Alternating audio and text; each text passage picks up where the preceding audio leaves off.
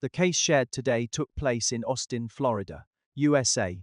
This area is located in the central eastern part of Florida, adjacent to the St. John River and belonging to Volusia County. This city is an unincorporated community whose population and size have not been officially recorded. The protagonist Jimmy was born on the 3rd of August 1967 and comes from Pennsylvania. In his early years he had a somewhat shady criminal record, due to both personal and social factors. It was very difficult for Jimmy to find a regular job after serving his sentence. In most cases, he relied on his girlfriend Connie to support them financially. For this reason, Jimmy felt deeply grateful to Connie. Although they were never legally married, they had been living together for 17 years and had 3 children together. Their relationship had long gone beyond that of ordinary lovers and had become one of de facto spouse. Initially, Jimmy and Connie lived in North Carolina. And their family's income mainly came from Connie's salary. However, later on, due to health problems, Connie lost her ability to work. And the responsibility of supporting the family fell on Jimmy. To cope with this pushed their already struggling family into even greater trouble. At the point where they could no longer afford their rent, with no other options and unable to borrow anymore due to his damaged credit, Jimmy decided to apply for social welfare benefits, just like his girlfriend Connie. After some research he found that he met the requirements to receive these benefits, amounting to approximately $1,300 per month. However, this required a joint account to ensure that the funds were not misused. Initially, Jimmy planned to have Connie be the co-owner of the joint account. But since she had already received similar benefits before, she no longer met the requirements set by the Social Security authorities. Therefore, Jimmy turned to his friend Angela for help. Angela was a single mother who lived across the street from Jimmy's family. They became friends in 2007. At that time, Angela was not yet divorced. And Jimmy's family had just moved to their current home. The story of how they became friends is a bit strange and complicated. In short, both Jimmy and Angela liked to stay up late. So they would often gather to drink and chat after their families had gone. However, they were unsure whether Jimmy was really missing. According to Connie and Taylor, Jimmy had left home to go to work on the 2nd of April, but had not returned on the morning and afternoon of the 3rd of April. Staley and V received text messages from him, saying that he had gone somewhere else to avoid his debts and asking them not to worry or call the police, so as not to cause unnecessary trouble. After listening to the descriptions given by Connie and Taylor, Doty and Streve was difficult for the police to determine the true situation regarding Jimmy. On one hand, he had indeed owed a significant amount of debt, which meant there was a risk that he might flee to avoid paying it. On the other hand, he had left without taking any luggage and never answered any calls afterwards. Therefore, just based on a few text messages, it was not possible to prove that Jimmy had intentionally left. The police needed to conduct further investigations. Next, they visited the nearby neighbors, including Jimmy's friend Angela. At that time, Angela was sitting outside her house playing with her children. She was also the first neighbor to be Doty and V. However, the police did not obtain any useful information. Angela and the Jimmy often failed to pay for the car cleaning services that he was responsible for, which caused great dissatisfaction among John, who worked as a cleaner. This led to a violent confrontation between them the previous week.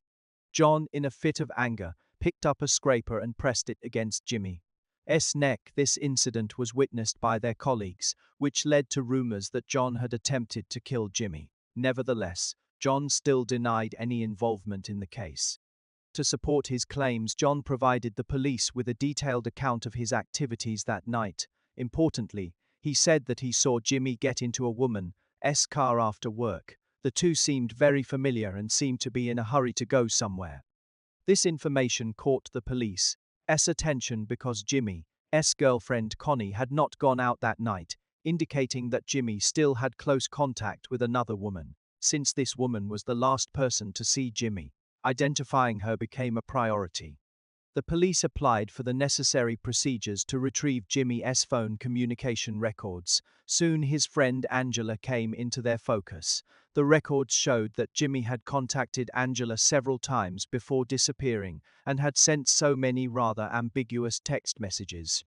After his disappearance, Angela remained Jimmy's main contact. Even more, he thought you were, and that their contacts were solely related to resolving the debt issues associated with the joint account. As for other matters, Angela claimed to have no knowledge. The police were very skeptical of Angela's statements because, given the circumstances, she could have either been hiding Jimmy's whereabouts or even killing him.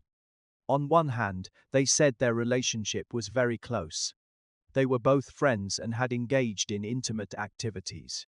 So Angela might have deliberately hidden his whereabouts to help him avoid debts.